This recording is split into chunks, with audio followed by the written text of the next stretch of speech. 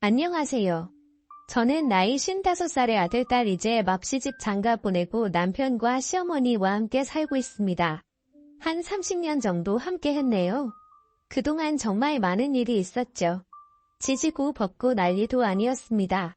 그렇게 살아오다 보니 시어머니는 주름이 자글자글하고 뿌리도 굽어서 수전증처럼 몸을 떨며 내일 당장 세상을 떠나도 이상하지 않을 만큼 연세가 많이 드셨습니다.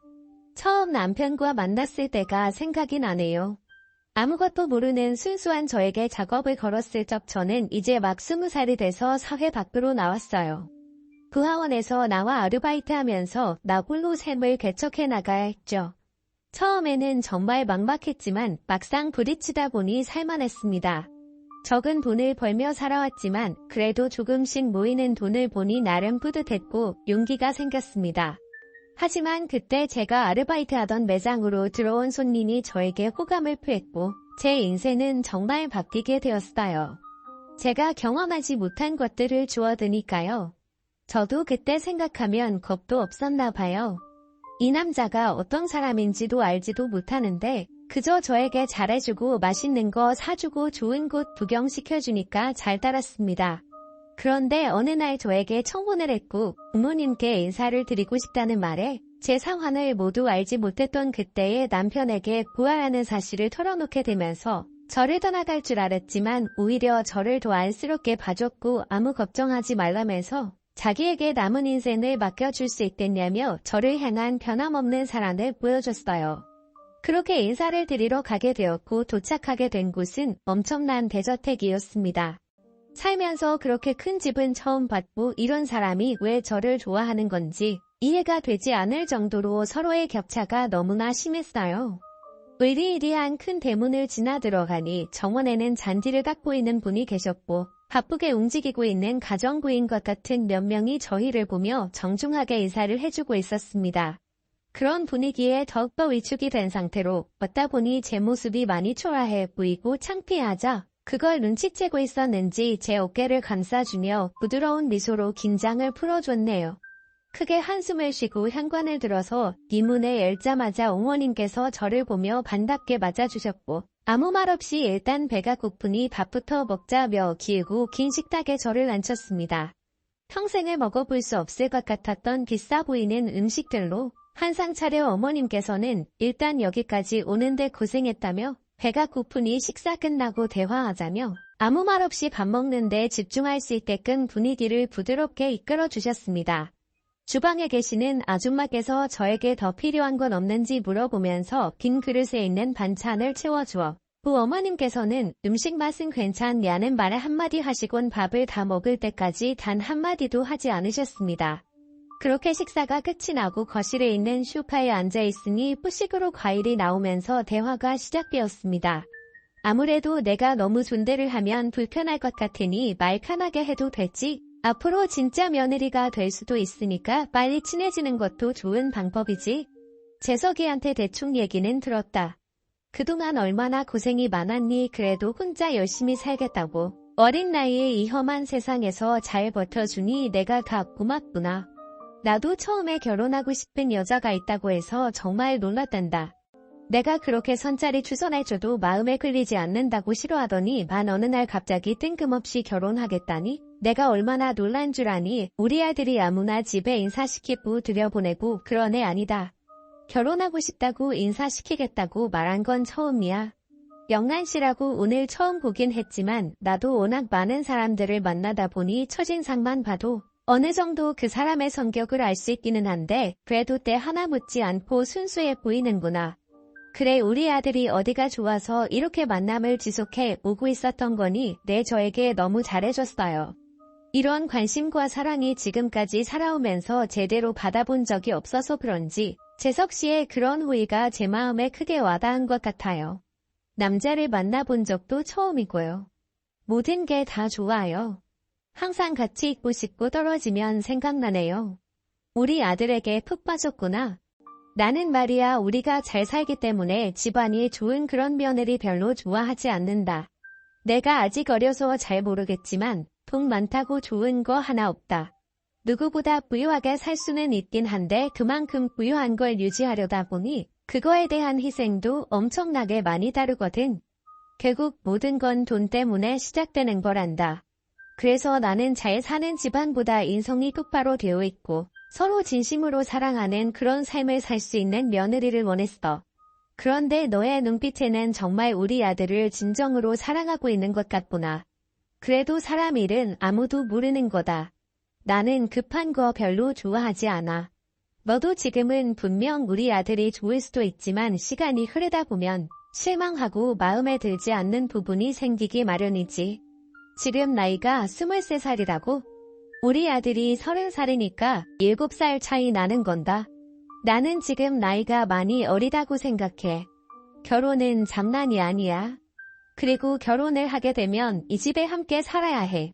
그런데 그런 결정을 신중히 해야 하는 부분에 있어 나이가 아직 어린 것 같은데 괜찮겠니? 나는 조금 더 만나보고 결정했으면 하는구나.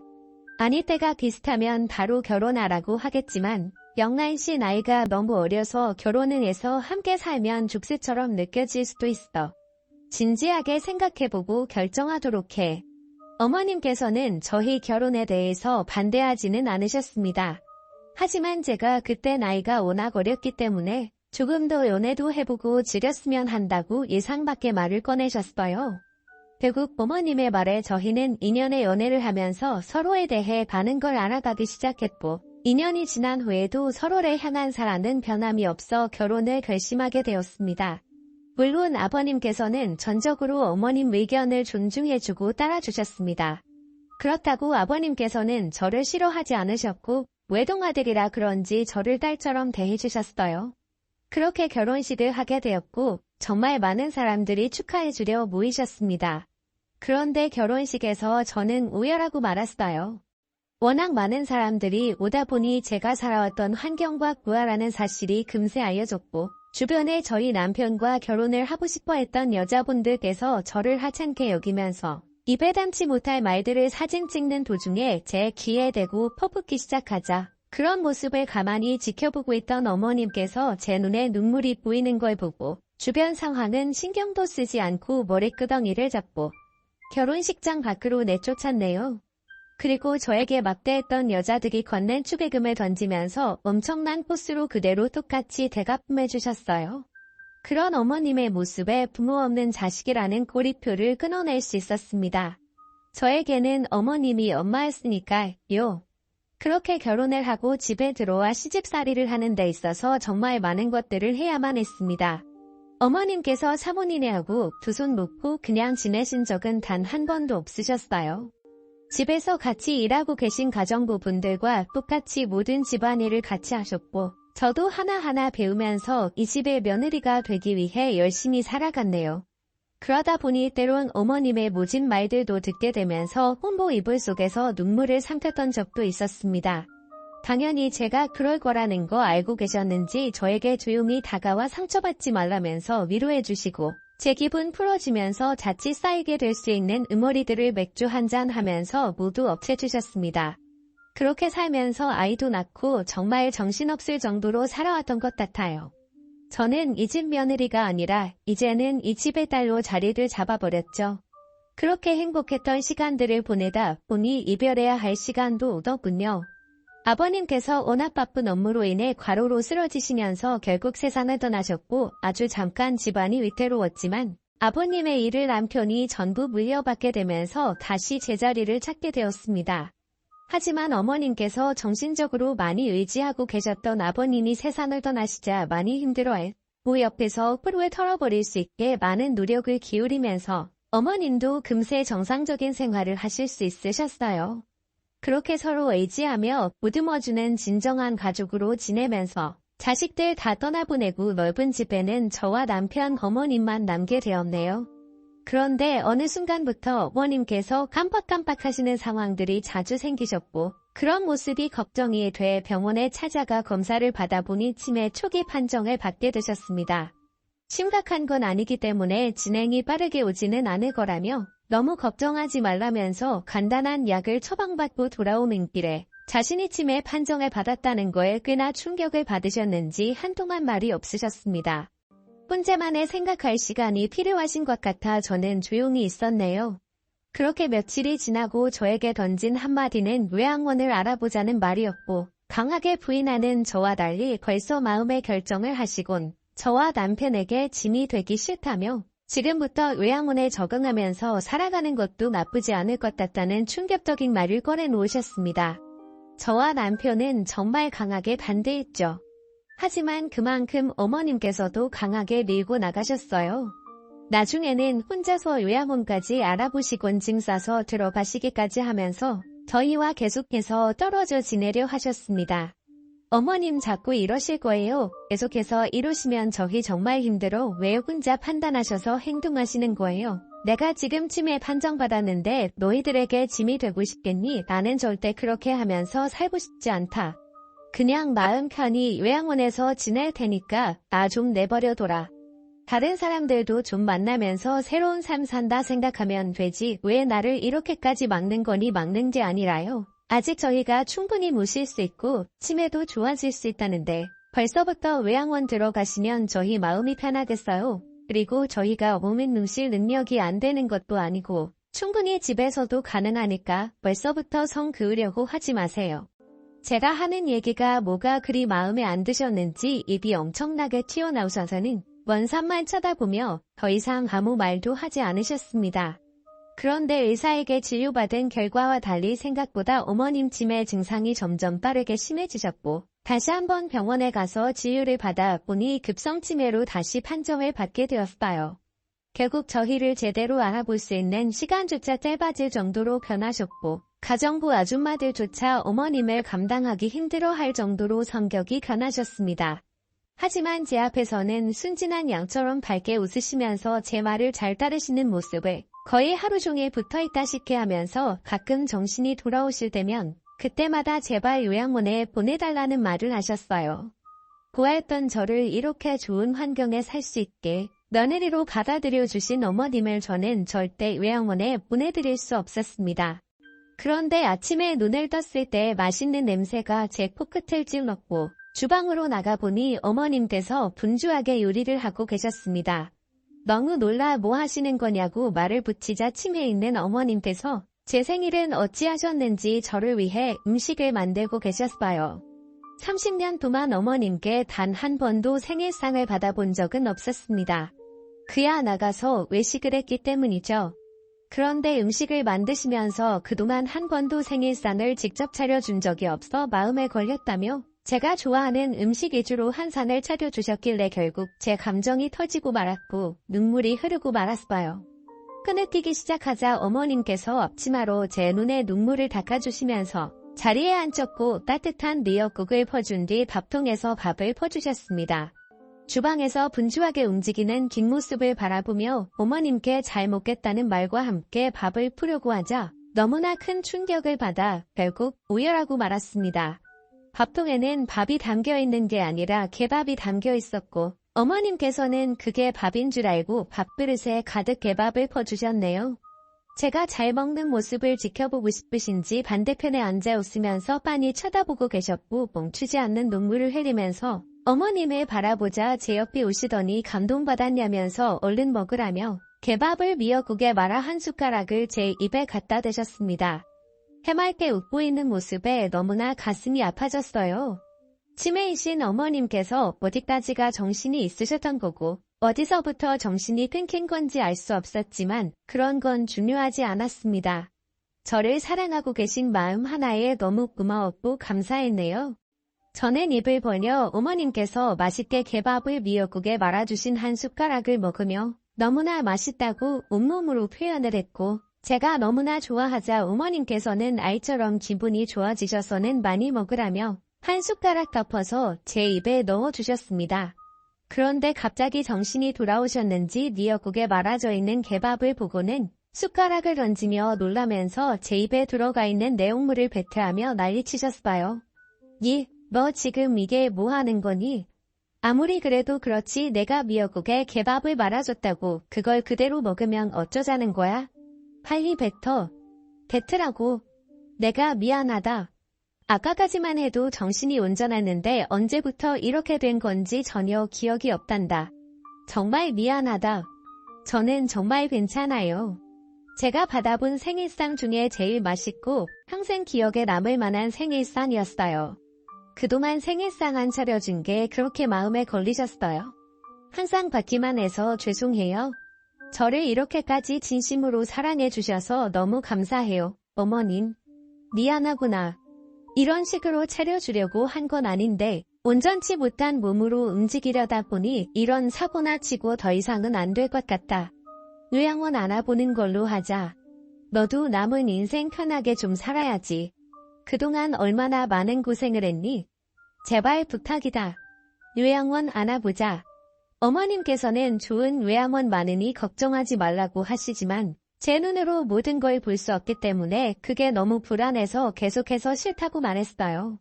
그리고 결국 뽁뽁이 어머님을 모시겠다는 제 말에 두 손 두 발 들으셨습니다.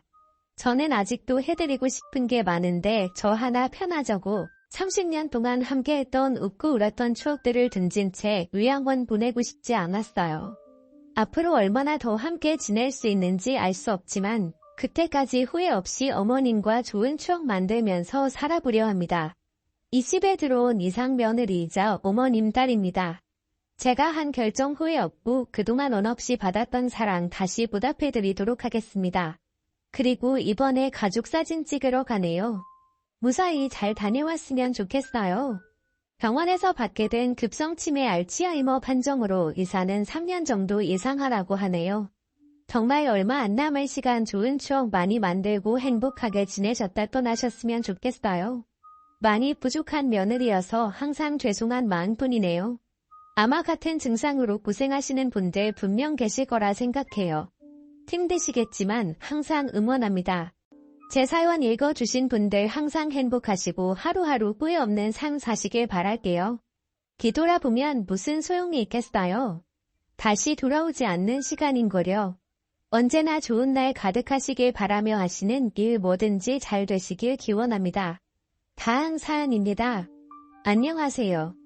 시어머니와 다시 왕래를 해야 하는지 고민하다가 평생연 끊고 살기로 결정했습니다. 어떻게 사람으로서 그럴 수가 있는지 모르겠네요. 시어머니는 며느리들에게 도리를 찾으면서 본인은 도리를 지키지 않는 사람입니다. 말도 나오는 대로 막 하는 사람이고 자식과 손주들 입에 들어가는 것보다 본인 입에 들어가는 것이 우선인 사람이에요. 그러면서 본인은 자식들을 위해 모든 것을 희생하고 살아왔다고 늘 말씀하시는데 그 입을 한 대 힘껏 때려주고 싶었던 적이 한두 번이 아닙니다. 시어머니를 만나는 것 자체가 스트레스였어요. 시어머니를 뵐 일이 있으면 거의 3일 전부터 소화불량에 걸려 고생했는데 그게 시어머니 때문인지도 모르고 한동안 약을 먹고 살았네요. 왜 그렇게 미련했는지 성격이 그닥 순한 편도 아니면서 시어머니에게는 제 성격대로 하지 못하고 참고만 있었는지 알 수가 없네요. 저는 서울 근교 신도시에 살고 있습니다. 시댁도 경기도 신도시인데 정반대편이에요. 결혼 전에 시댁에 인사를 드린 후로 한 달에 10번 정도 시어머니께 전화를 드렸습니다. 시아버지께도 똑같이 전화 드렸고요. 시아버지와 통화하는 것은 정말 좋았어요. 남편의 친아버지는 아니고 시어머니가 재혼한 새아버지이신데 너무 좋은 분이십니다. 저희 친정아빠가 좀 무뚝뚝한 편이라 자상하고 부드러운 성격을 가진 아버님께는 너무 죄송한 마음입니다.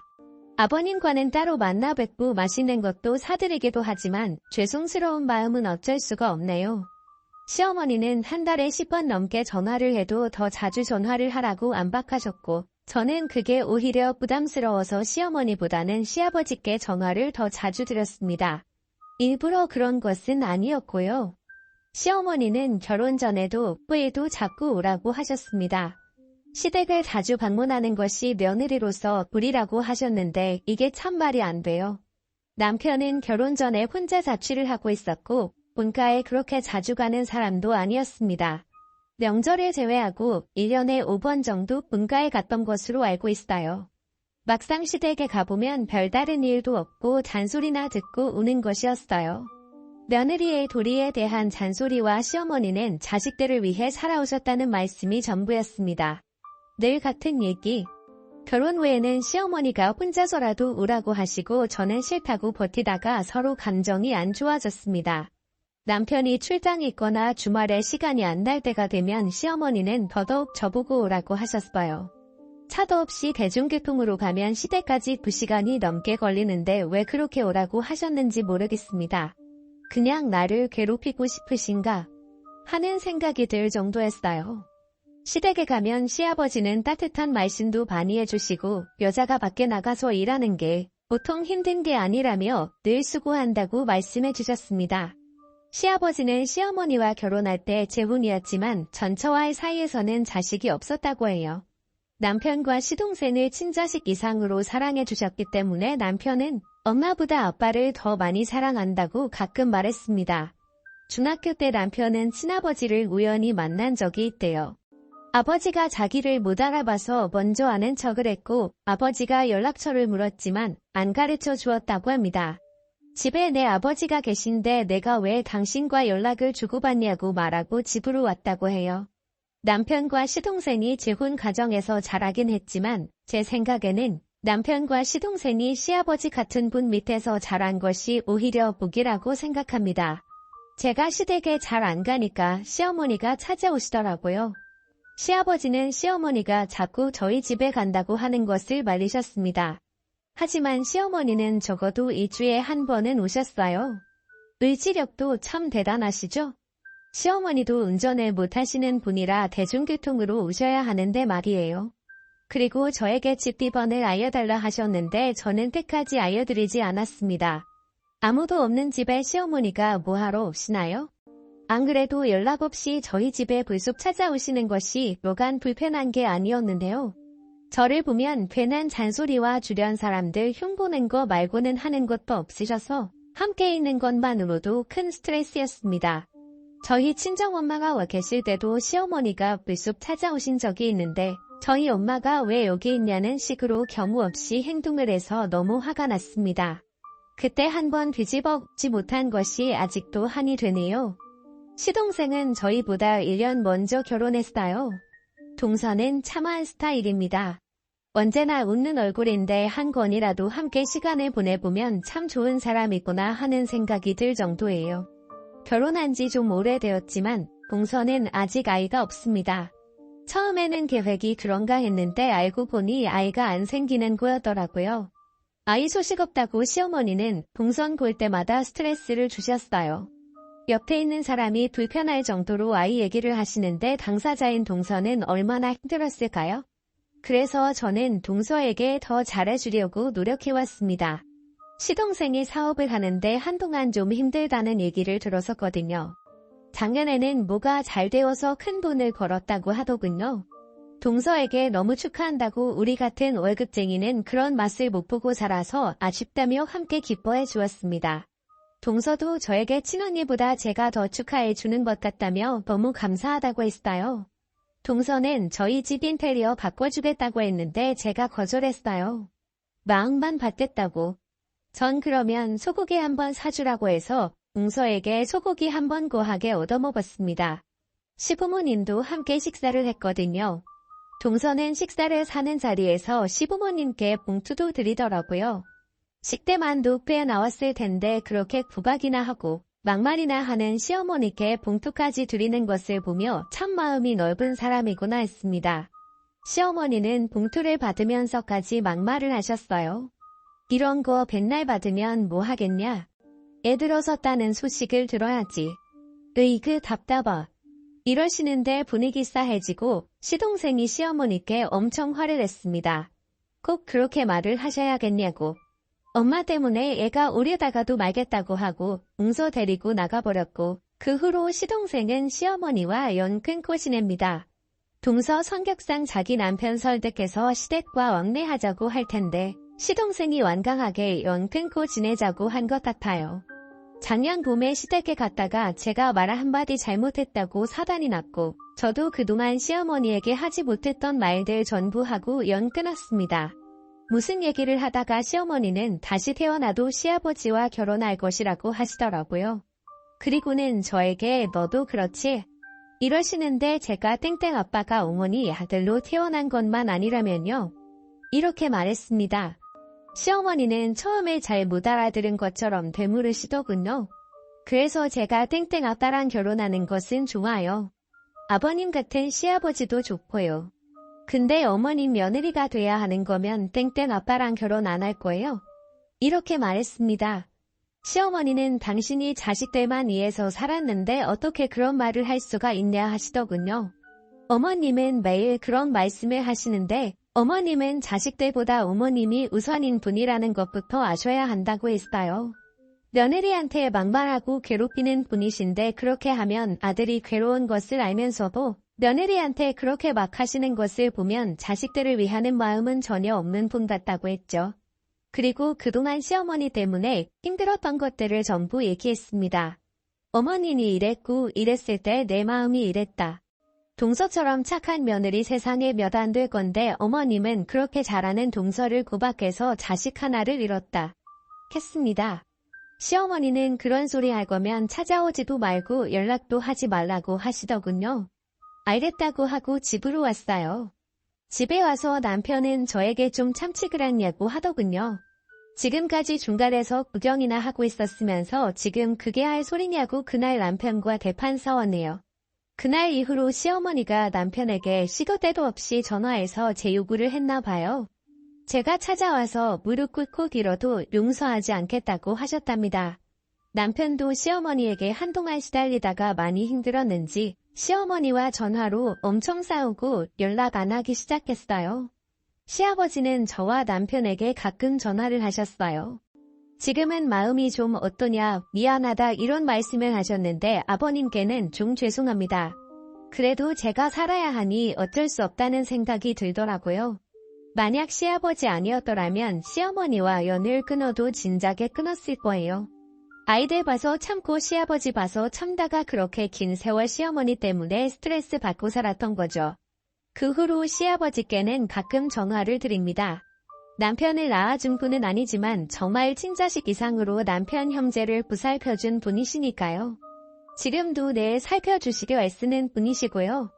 시어머니와 연 끊고 지낸 지 1년 정도가 지나니 마음도 많이 풀리고 다시 원래를 해야 하는 것은 아닌가 하는 마음도 들고 그렇더라고요. 아이들 보기에도 그렇고 시아버지를 봐서라도 그렇고요. 그래서 정말 큰 마음 먹고 시어머니께 전화를 드렸어요. 시어머니는 그러고 살아보니 이제 부모 마음 알겠냐? 하시면서 큰 소리를 치더군요. 자존심에 큰 소리 치는 정도는 감수하려고 했는데 시어머니는 평생 안 보려고 했는데 이번은 넘어가 줄 테니 주말에 와서 용서를 구하라 하셨습니다. 내가 괜한 짓을 했구나 하는 생각만 들더군요. 그래서 시어머니께 평생 안 보시려고 했으니 그냥 평생 안 보고 살자고 했습니다. 시댁의 발길 끊고 지내니 마음 편하고 좋았는데 내가 왜 전화를 했는지 모르겠다고 평생 다시는 연락하지 않겠다고 말씀드렸습니다. 남편과 아이들과 행복하게 살 테니 우리 걱정은 마시고 어머님도 마음 편히 사시라 말씀드리고 전화 끊었어요.